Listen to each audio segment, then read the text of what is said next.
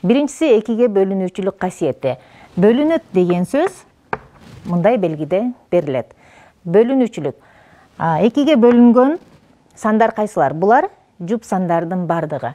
Жуп сандар 2, 4, 6, 8 жана 0 менен аяктаган сандар.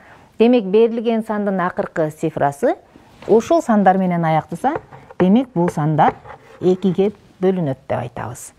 Ал эми 3кө кандай сандар бөлүнөт?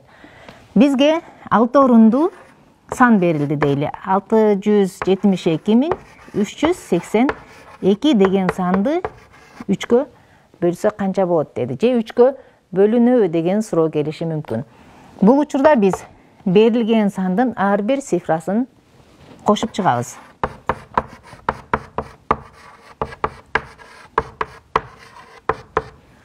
6, 7 суммасы 13, 15, 18, 20. 20 саны 3кө бөлүнөбү? Бөлүнбөйт, бул 2 калдык менен калат. Демек, бул сан 3кө бөлүнбөйт деп атайбыз.